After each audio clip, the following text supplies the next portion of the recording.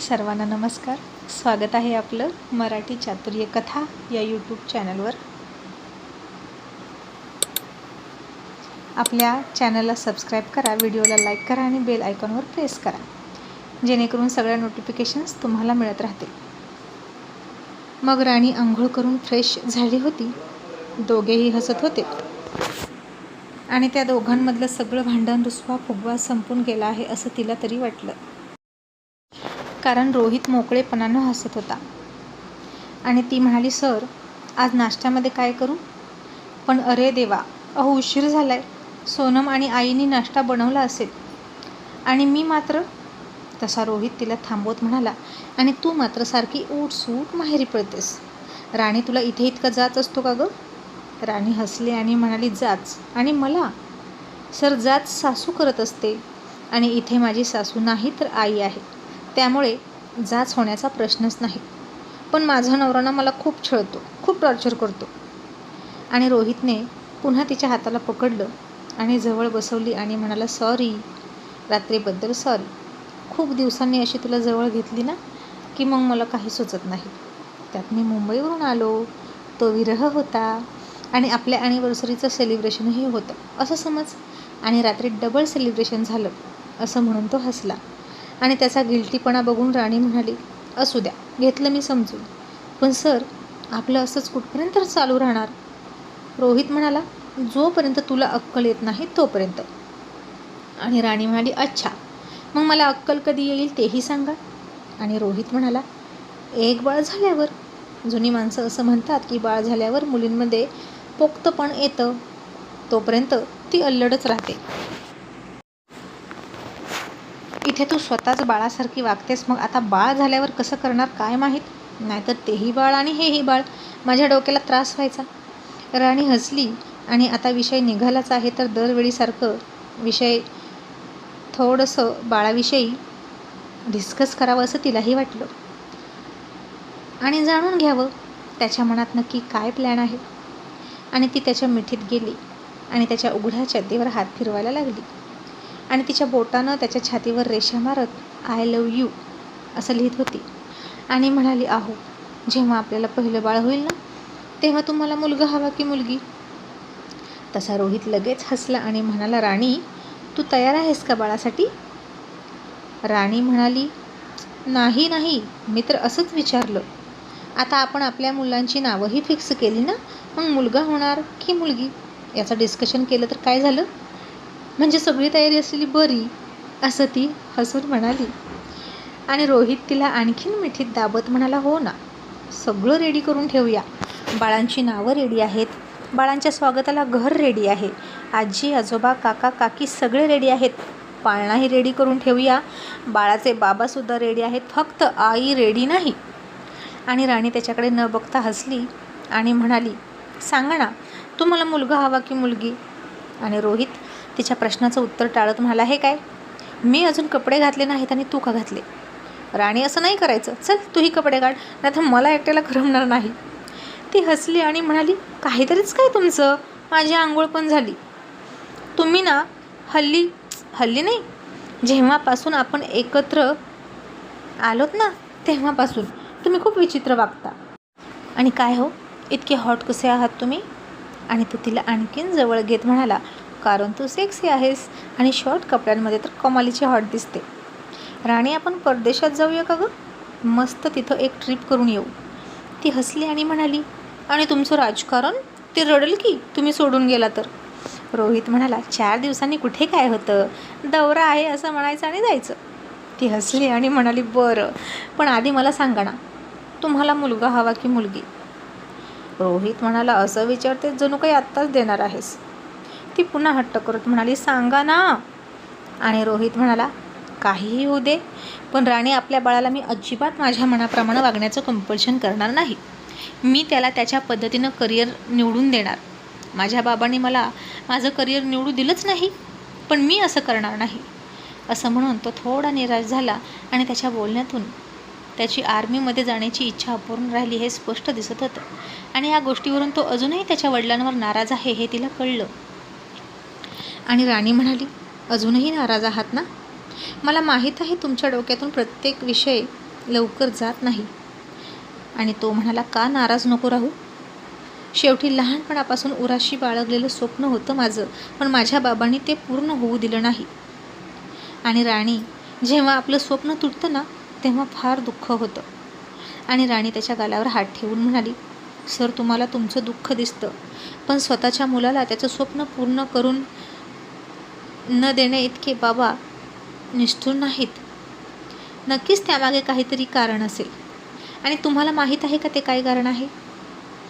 रोहित म्हणाला, त्यांनी कुठं सांगितलं तेव्हा? फक्त जाऊ देत नव्हते एवढं नक्की.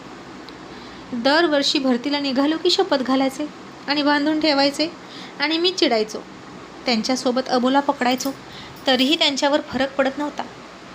आणि माहीत होतं त्यांना मी त्यांच्यावर प्रेम करतो, त्यांची शपथ मोडू शकणार नाही, याचाच ते फायदा घ्यायचे.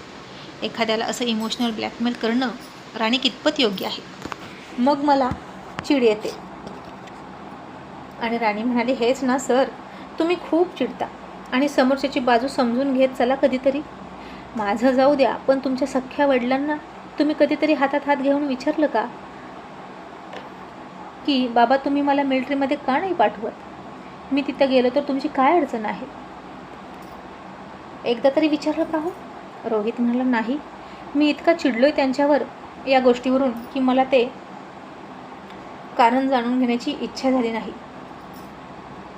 राणी हसली आणि म्हणाले, मग तसं करा सर, एकदा स्वतः होऊन त्यांच्या खोलीत त्यांचा हात पकडून त्यांना विचारा ते कारण काय आहे.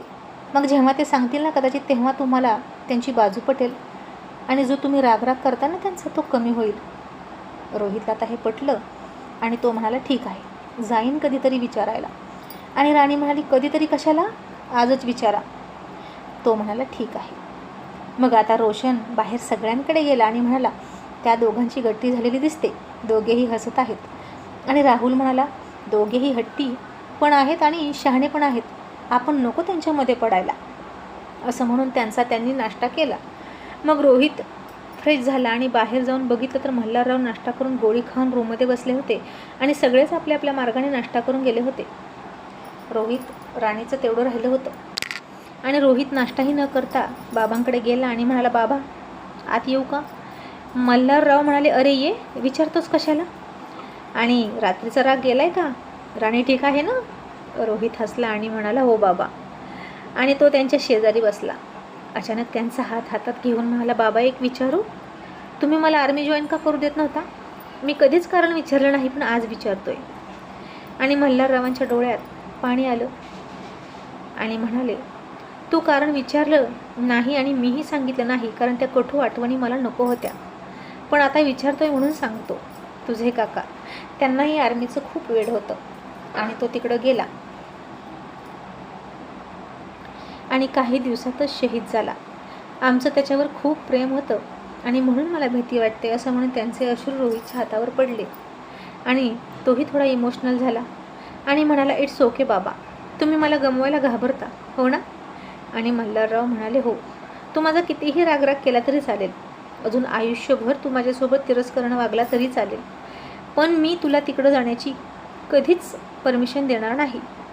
भाऊ गमावलाय, मला मुलगा नाही गमवायचा. आणि रोहित त्यांना समजावत म्हणाला, बाबा, थँक्यू सो मच माझ्यावर इतकं प्रेम करण्यासाठी. आणि आजपासून मी तुमचा रागराग नाही करणार, कारण एका दिशेनं नाही तर दुसऱ्या मार्गाने तुम्ही मला देशसेवा करण्याची संधी देताय. राजकारणात शिरून मी खूप काही करू शकतो, हे आता कळतंय मला. आर्मीमध्ये जाऊन तिथं नोकरी करून जे करणार होतो त्यापेक्षा कितीतरी मोठ्या प्रमाणात राजकारणात शिरून मी निर्णय घेऊ शकतो. आणि आता तुमच्याबद्दल राग नाही, कारण मला तुमचा खूप सपोर्ट आहे आता. मग दोघेही पिता पुत्र गळा घालून भेटले आणि रोहितला खूप छान वाटलं. त्याचा सगळा राग निघून गेला आणि बाहेरून बघणाऱ्या जानकी आणि राणी हसायला लागल्या. मग नाश्ता करून रोहितही निघून गेला. पाठीमागे सोनम राणीला म्हणाली, ताई, रात्री काय काय झालं? आम्हाला तर फार भीती वाटत होती, रोहित दादाची भीती वाटत होती आणि तुमची काळजी वाटत होती. राणी हसली आणि म्हणाली, काय नाही ग, असंच बडबड केली थोडीशी, पण आपण शांत राहून ऐकायचं. सोनम म्हणाली, खरं सांगू ताई, तुम्ही खूप लकी आहात. रोहित दादा तुम्हाला एक क्षणसुद्धा नजरेआड होऊ देत नाहीत. तुम्ही माहेरी गेलात आणि लगेच गेले आणि घेऊन आले. राणी म्हणाली, हो, पण त्या रागामागचं प्रेम समजून घेणं फार महत्त्वाचं. त्या प्रेमाला रागाची, काळजीची, मस्करीची, कधीकधी थपडीची सुद्धा झालर असते. तशी सोनम म्हणाली, काय याचा अर्थ दादाने तुम्हाला मारलं ना? राणी हसून गालावर हात सोडत म्हणाली, हो, तोही प्रसाद मिळाला आहे प्रेमाचा मला रोहित कुमारकडून. आणि सोनम हसली आणि म्हणाली, काय तुम्ही त्यांना रोहित कुमार म्हणता?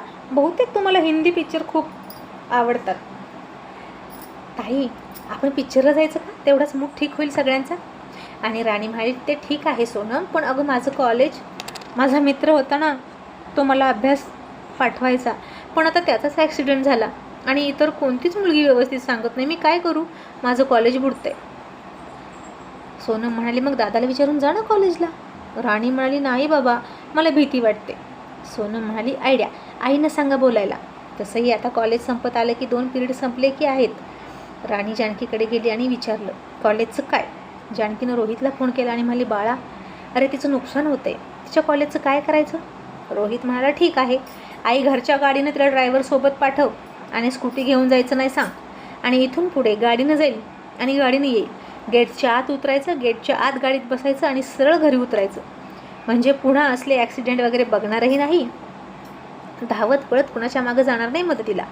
तिचं मन हळवं आहे, नाजूक आहे, ती माणुसकीची आहे, सगळं मान्य आहे, पण त्याचा चुकीचा अर्थ लोकांनी काढायला नको.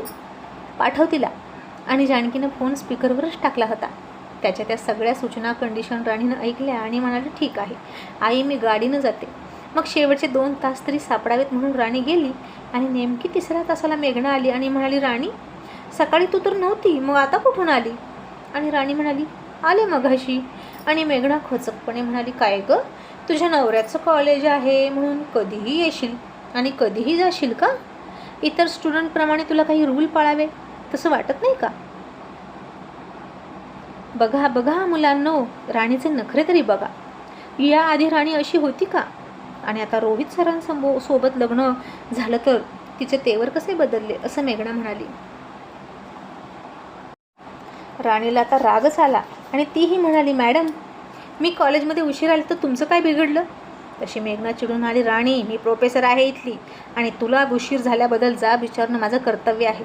राणीही म्हणाली, विचारा ना जाब, जरूर विचारा.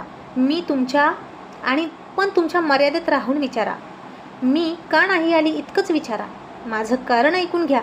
बाकी सगळं बोलायची काय गरज आहे? नवऱ्याचं कॉलेज, सासऱ्याचं कॉलेज आणि असं बोलून तुम्ही मला आठवण करून देता की मी सूर्यवंशींची सून आहे. त्याबद्दल तुमचे आभार तर आहेतच आणि मी कधीही रुबाब केलाच नाही, लक्षात ठेवा. मी जर रुबाब करायला लागेल ना, तेव्हा तुम्ही इथे नसाल. आणि मेघना हसून हसून म्हणाली, वाटलंच मला, तू अशीच धमकी देणार मला काढून टाकण्याची. पण राणी, आता ते तुला शक्यच नाही, बघ प्रयत्न करून. आता रोहितने तिला आश्वासन दिलं होतं म्हणून मेघनासुद्धा रिलॅक्स होती. राणी म्हणाली, मॅडम, ते नंतर बघू, आता सगळ्यांचं नुकसान करू नका. मी इथे नाहीच असं समजून टीचिंग करायला सुरुवात करा. आणि तुम्हाला एक विशेष बाब सांगू का तुमची? तर सरडासुद्धा रंग बदलत नाही इतक्या लवकर तुम्ही रंग बदलता. आता करा सुरुवात. असं म्हणून राणी खाली बसली तशी सगळी मुलं थोडं थोडं हसली. मेघनाचा अपमान झाला आणि मेघना चिडून म्हणाली, आज मी शिकवणार नाही आणि तू आहे म्हणून तर नाहीच नाही, असं म्हणून खुर्चीत बसली. आणि राणी म्हणाली, तुम्ही खुर्चीत बसला? या कॉलेजचे बोर्ड मेंबर रोहित सूर्यवंशी यांनी तुम्हाला काय सांगितले विसरलात का? खुर्चीत बसून टीचिंग करायचं नाही. तर मेघना तशी घाबरून उठली आणि पुन्हा सगळे हसले आणि ती चिडून म्हणाली, रोहित सरांच्या नावाची धमकी देतेस का? राणी म्हणाली, धमकी नाही देत, खरंच सांगते. आता कॉलेज सुटल्यावर ते येणार आहेत, मग तुम्ही त्यांच्याशी बोला आणि मीही बोलते तुमच्यासमोरच, चालेल का? तशी मेघना गप्पच बसली आणि शिकवायला सुरुवात केली. मग कॉलेज सुटलं. मनोज आलाच नव्हता. नाही म्हटलं तरी तिला त्याची काळजी होती. त्याला फोन करावं म्हटलं तरी सोय नव्हती. आणि तिनं त्याच्या जवळचे असणारे 1-2 मित्र होते, त्यांनाच विचारलं की तो कसा आहे. आणि त्याचे मित्र म्हणाले, राणी, तुला माहीत नाही का? अगं, तुम्ही कॉलेजमध्ये नाही आणि तूही कॉलेजमध्ये नाही, तोही. त्याचा किती मोठा ॲक्सिडेंट झाला आणि तू आजचा विचारतेस का? आणि राणी म्हणाली, मला माहीतच नाही असं म्हणून खरं खरं सांगितलं नाही. आणि आता कॉलेज सुटलं. मेघना जरा लवकरच निघाली होती. राणीही तिच्या गाडीकडे बसायला निघाली. मेघना तिला चिडवत म्हणाली, का गं, रोहित सर येणार आहेत असं म्हणालीस की? थाप मारलीस ना राणी, तू खोटरडी आहेस एक नंबरची. राणी काहीतरी बोलणार इतक्यात रस्त्यावरूनच हॉर्न आला तिच्यासाठी आणि तिनं बघितलं तर एक लांब लचक ब्लॅक कार होती आणि दुसरं कोण असणार, रोहित कुमार. त्यानं गाडीची काच खाली घेतली आणि राणीला हातानंच गाडीमध्ये येण्याचा इशारा केला आणि राणी खुश झाली आणि ड्रायव्हरला म्हणाली, काका तुम्ही घरी जा, मी यांच्यासोबत निघाले. आणि मेघनाला काही म्हणजे काहीच न बोलता आणि तिचा टाईम वेस्ट न करता फक्त एक असा काही चिडवण्याचा लूक दिला. त्या लूकमधूनच मेघनाला सगळं समजलं की राणीला काय बोलायचं आहे. राणी तिच्या नोट्स सावळत पळतच गेली. मागे बसलेल्या रोहितनं तिच्यासाठी दरवाजा उघडून दिला आणि ती पटकन त्याच्या शेजारी जाऊन बसली आणि दरवाजा लावूनही घेतला. दोघांनी मेघनाकडे बघितलंही नाही. अनेक विचार आणि ब्लॅक काचमधून मेघनाला काहीही दिसलं नाही आणि कार आली तशी राणीला घेऊन निघून गेली आणि ती रागात आणि असुरी नजरेनं त्या कारकडे बघत होती आणि त्याचवेळी तिच्या पाठीमागून हॉर्नचा आवाज आला. तशी ती दचकली आणि मागं सरकली. ती कार घरची होती सूर्यवंशींच्या आणि मेघनानं रस्ता दिला आणि गाडी निघून गेली. आणि त्या 1.5 दमडीच्या राणीसाठी इतक्या गाड्या, आणि खरंच राणीसारखीच राहते त्या घरात. मनोजचा ॲक्सिडेंट केला त्या दोघांना दूर करण्यासाठी, पण इथे तर वेगळंच काहीतरी झालं. ते दोघे आणखीनच एकमेकांच्या जवळ आले की काय, आणि माझा प्लॅन फेल झाला. आणि मनोज कॉलेजमध्ये नाही, त्यामुळे रोहितजवळ झाडी पण करता येत नव्हती राणीची. आणि मेघनाला खूप कसं तरी होत होतं. राणीला रोहितसोबत बघत जणू काही तिच्या जखमेवर मीठ चोळल्यासारखं झालं आणि तिचे डोळे रागात पाण्यानं भरले म्हणून आणि ती चिडली. इतक्यात मेघनाच्या घरून तिला फोन आला. तिची आई म्हणाली, मेघना अगं येतेस ना तू, पाहुणे यायची वेळ झाली. मेघना चिडून म्हणाली, मम्मी पाहुण्यांना म्हणावं येऊ नका, हे काही वेळ आहे का यायची, मला आता आराम करायचा आहे घरी आल्यावर. तिची आई म्हणाली, अगं असं काय करतेस, मुलगा चांगला सरकारी जॉबमध्ये आहे आणि त्यांना असं कसं बोलणार की येऊ नका, त्या मुलाला पुन्हा वेळ नाही, तू ये बरं पटकन. आणि मेघनाच्या जीवावर आलं होतं घरी जाणं. घरचे सतत पाहुणे घेऊन यायचे आणि मेघना कोणालाच पसंत करेना. प्रत्येकाला नावं ठेवायची, प्रत्येकामध्ये रोहित बघायची, पण रोहितसारखा रोहितच होता. त्याच्यासारखा दुसरा हँडसम डॅशिंग पीस देवालाही बनवायला जमलं नाही. आणि मेघना वैतागूनच म्हणाली, या स्थळाला सुद्धा नकार द्यायचा असं तिनं ठरवलं आणि ती घरी गेली. आणि इकडे राणी हसून रोहितला म्हणाली, सर तुम्ही मला घ्यायला कसे काय आलात, आणि तुम्हाला सांगू का, तुम्ही येणार असं मी कोणाला तरी मुद्दाम म्हणाले आणि तुम्ही आलात, आणि माझा अपमान होता होता राहिला. आणि रोहितही हसून म्हणाला, कोणाला तरी म्हणजे मेघना मॅडम ना, हो ना, त्याच होत्या तुझ्यासमोर, तुझं आणि त्यांचं अजूनही सुरूच आहे का. आणि काय गं, मनोज आलाय का कॉलेजमध्ये. आणि राणी चकितच झाली आणि म्हणाली, सर तुम्ही त्याच्याविषयी चौकशी का करताय, तुम्हाला तर आवडत नाही ना त्याचं नाव काढलेलं. आणि रोहित म्हणाला, तू त्याचं नाव काढलेलं आवडत नाही, पण मी काढू शकतो. तू मुलगी आहेस, सूर्यवंशींची सून आहेस, भावी आमदाराची बायको आहेस, म्हणून तुला मर्यादा आहेत, पण मी नाव काढू शकतो.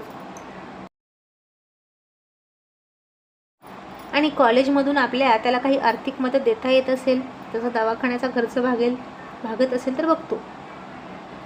आपलं कॉलेज गरीब मुलांना मदत करतं अशा मोठ्या खर्चाच्या वेळी. आणि राणी खुश झाली आणि त्याच्या गळ्यातच मिठी मारून म्हणाली, सर तुम्ही किती चांगले आहात हो. मग असं का होतं. रोहित म्हणाला, सगळं तुझ्यामुळे होतं, तू मर्यादा पाळत नाहीस, गोष्टी वेळेवर सांगत नाहीस, अल्लडपणात चुका करतेस, त्याचाच दुसरे फायदा घेतात आणि मग मी चिडतो. राणी तू राजकारणी डोकं असलेल्या नवऱ्याची बायको आहेस, थोडं हुशारीनं कधी वागशील गं. राणी हसून म्हणाली, बरं बरं, मीही आता थोडीशी धूर्त वागते. आणि रोहित हसून म्हणाला, जमलं तर शपथ, पण प्रयत्न कर, आणि ज्या दिवशी जमेल ना त्या दिवशी तुला खूप मोठं गिफ्ट मिळेल माझ्याकडून. असं म्हणून त्यानं तिच्या हाताला किस केला आणि ती लाजून हसली.